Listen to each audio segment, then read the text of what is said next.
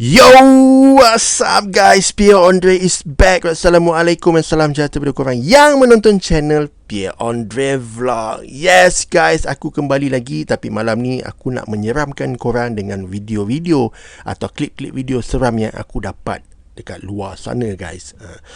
Okay, sebelum kita nak memperlihatkan atau nak tonton video-video klip-klip video seram tu, aku nak tanya apakah korang sihat? Kalau sihat, Alhamdulillah.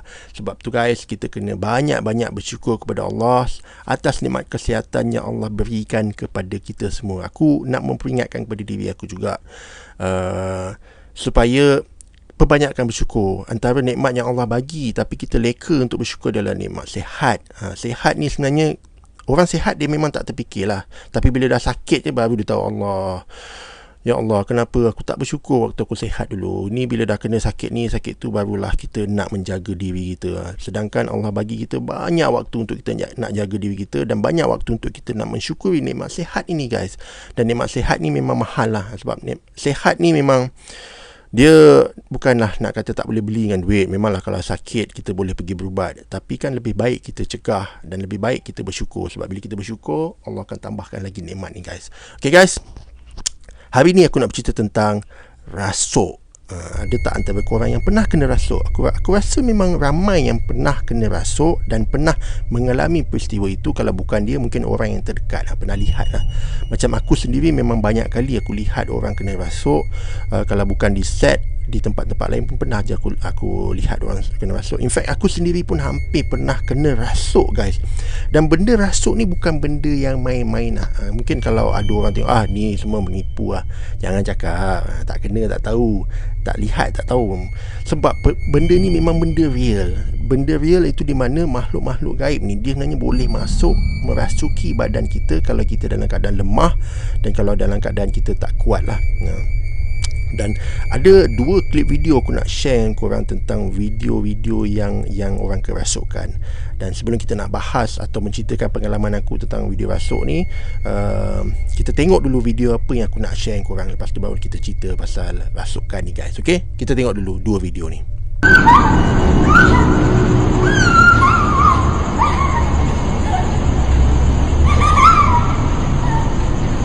Sorry. Sorry.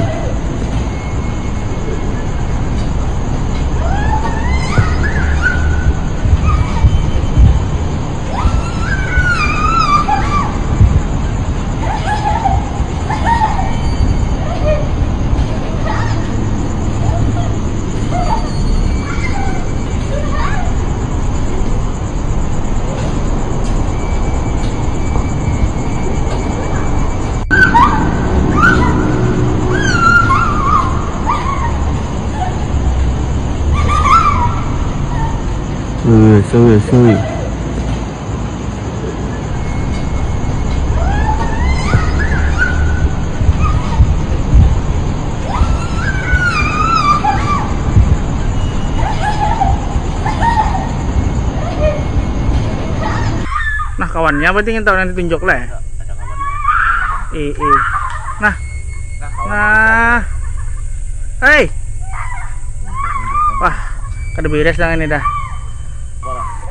Gua kan nanti-nanti dia kan. Nah, kawannya berarti ingin tahu nanti tunjuk lah. Ada kawannya. Nah. Hei. Wah, kada beres lah ini dah. Gua kan nanti-nanti dia kan. Nah, itulah dia guys, video rasukan yang pada aku agak menyeramkan juga. Kalau kita tengok yang pertama ni guys, kalau aku scary lah. Aku pukul 3 pagi kau nampak ada orang macam dalam keadaan gitulah. Ini pada aku tak tahulah aku nak cakap hantu ke apa. Aku lebih labelkan benda ni kena rasuk lah. Kalau tak dadah, rasuk lah. Sebab dua benda ni yang boleh buat kita tak boleh nak kawal diri kita. Kalau isu dadah itu different story lah. Tapi kalau benda rasukan ni memang benda yang nyata, benda real yang aku pernah lihat dengan mata kepala aku sendiri guys. Kalau korang di tempat lelaki yang rakam video tu, kau tengok dekat pukul 3 pagi dan lihat ada seorang tengah menjerit dekat luar balkoni yang ada pagar tu kan, apa yang korang buat?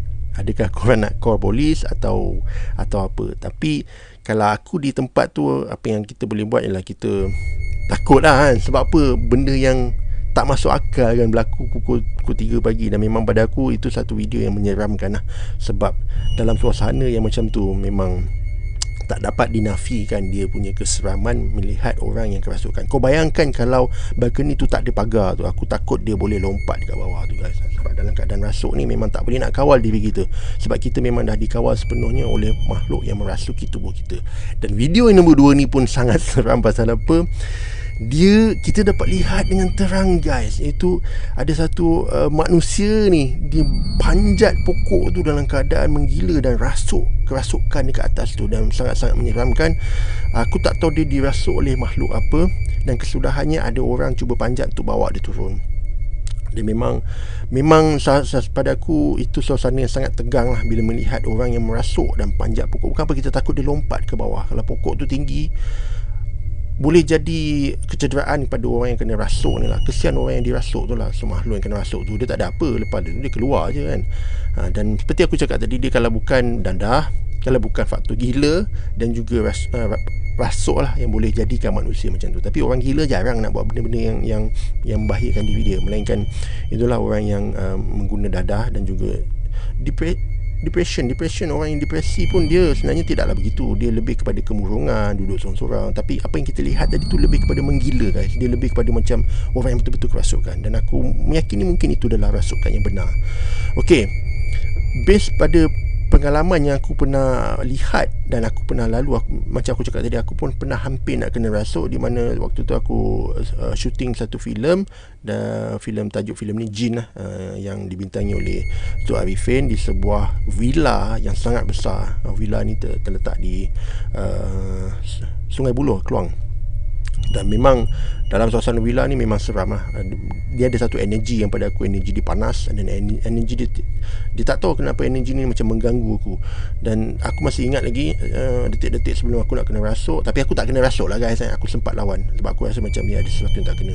Sebab aku pernah lihat orang kena rasuk, dan aku tahu simptom-simptom orang nak kena rasuk macam mana. So ini pengalaman aku. Kalau lah benda ni jadi kat korang, korang ingat mungkin inilah simptom-simptom kau nak kena rasuk. Masa aku tengah shoot di dalam bilik tu, scene orang tengah tidur, ramailah, ada kru, ada cameraman, pelakon semua apa, dan termasuk akulah, sebab aku letak monitor memang kat dalam bilik sebab bilik tu besar. So tengah shoot, kamera dah roll, ada satu scene bayang-bayang cuba mendekati pelakon tu. Bayang-bayang ni aku simbolik aku kepada makhluk yang cuba nak mengganggu diorang lah. So waktu scene yang itu, aku terbau satu bau yang sangat busuk guys. Bau bangkai yang sangat-sangat, ya Allah, aku tak tahu nak cakap macam mana. Dia menyengat kat hidung aku. Aku rasa pedih gila sampai sakit kepala. Dan bau itu betul-betul mengganggu aku. Aku sampai macam berkerut muka, macam tutup macam ni tau. Tapi yang aku pelik, bila aku tengok semua orang, tak ada seorang pun yang bau apa yang aku bau. Dan aku dah syak, okay, this is sesuatu yang tak bagus lah. Aku tak tahu dekat benda ni nak cuba attack aku ke apa ke, aku tak sure. Dan bila aku tengok semua orang tak ada apa pun, aku sempat bertanya salah seorang, kau ada bau apa-apa tak? Dia cakap tak ada bau apa-apa. Aku dah rasa tak sedap hati. Dan tak lama selepas itu, aku mula rasa semacam jantung aku berdebar-debar. Dudap lah. Dia start nervous. Lepas tu aku dah rasa macam nak halu dan nak hayal kan, macam nak collapse. Ni aku dah tahu ni simptom nak kena rasuk ni. Aku dapat suspect benda tu nak cuba masuk dalam badan aku. The first thing kalau kita kena benda-benda macam ni adalah kita banyakkan beristighfar dalam diri kita. Kita istighfar banyak-banyak, kita zikir, kita kuatkan hati kita, kita fokus lah. Dan paling penting adalah siapa yang kena benda macam ni, cepat-cepat keluar daripada kawasan yang kita berada. So apa aku buat, aku cakap dengan AD aku, assistant director aku rasa tak sedap badan, aku rasa macam ada simptom nak kena rasuk. So aku pun bangun, terus aku pergi ke satu tempat lain dekat bawah, kat tempat kita orang punya lepak, tempat makan kat bawah sana. So aku jumpa dengan satu ustaz yang memang kita dah panggil standby kat situ. Aku cakap apa yang aku cakap, memang ustaz cakap memang benda tu nak serang aku, nak attack aku, dia tak suka aku. So dia beranggapan aku dekat situ, aku ketua lah. Kalau ikut hierarchy memang aku pengarah, jadi pengarah yang bertanggungjawab ke atas semua yang ada kat situ lah. So memang dia cakap makhluk tu tak suka aku, dan dia cuba nak test aku dan cuba nak masuk. Dan ustaz tu sempat baca berapa surah, berapa ayat, dan dia sap kepala aku macam tu lah, macam dia buang macam tu lah. Dan akhirnya dia tak berjaya masuk lah. So sebab tu aku tahu simptom-simptom nak kena rasuk macam mana. Dan pengalaman macam ni pun pernah terjadi pada isteri aku.